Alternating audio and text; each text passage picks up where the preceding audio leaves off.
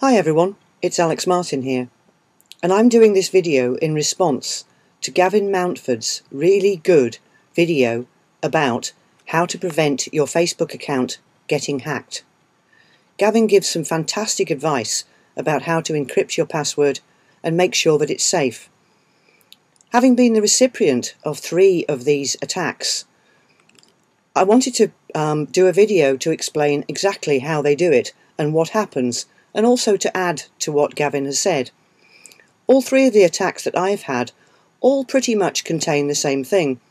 They all come through the inbox or through the chat messenger, and they all look pretty much like this.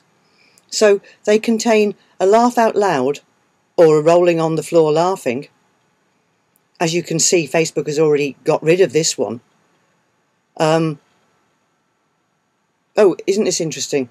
Our service is not to be used to hide your spam URLs. No, absolutely. And in fact, I think that's what often fools people.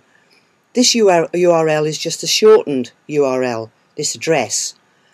And of course, what it does is take you to what looks like a Facebook login page. Now, this is where the hackers actually get your password, whether it's encrypted or not. Because what they've done is they've created a page that looks exactly like a normal Facebook page.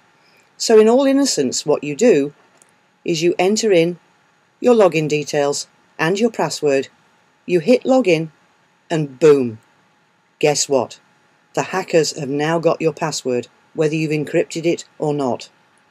So the important thing to notice is that when you click on a link that you're given in Facebook, notice where it actually takes you. After the HTTP //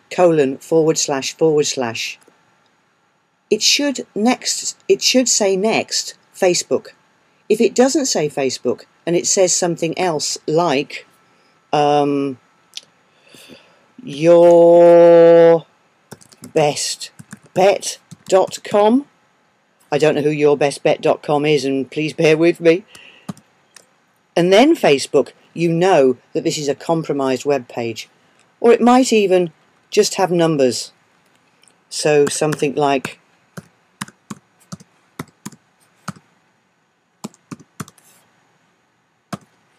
either way, if it doesn't have Facebook right at the beginning, then the likelihood is that this is a hacker's page. Let's just get rid of that and go back to Facebook. That's what it's got to look like. Okay, talking about passwords.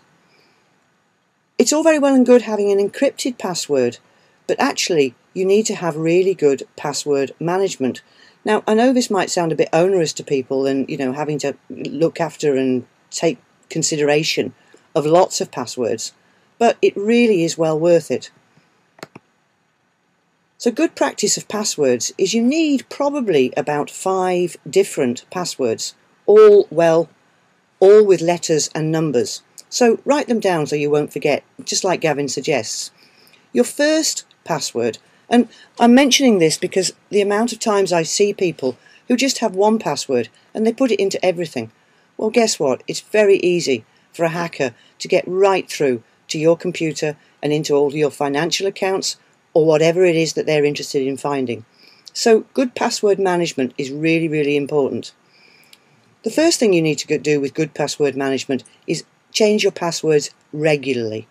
And also keep a note of your passwords in something that actually is encrypted so that nobody can get into it. So the first lot of passwords that you really need to have is the actual password for your computer. The password that I use for my computer, I don't use in anything else. It is only to get into my computer. And then I have another password which is for my encrypted documents, like my encrypted document that contains all my passwords. So again, I don't use that password for anything else but for encrypting my for an encrypted document. I also then have a slightly complicated password that's actually my financial password, and I don't use this for anything else other than my bank accounts. PayPal, I even have 2 actually. I have a different one for the bank accounts and a different one for the PayPal, but I don't use them for anything else whatsoever. Then my fourth level of password is my important passwords on the web, like my Facebook account, like my YouTube account. And I only use this password for things that are really important and that contain information about me and just stuff that I don't really want anybody obviously to get hold of. And then, of course, as you're going through the web and traversing it, you'll find lots of things where you actually have to put a password in. Here I just have a general password. It's actually one of my dog's names. Dead easy to guess. Not bothered about it. I can put it in all over the place.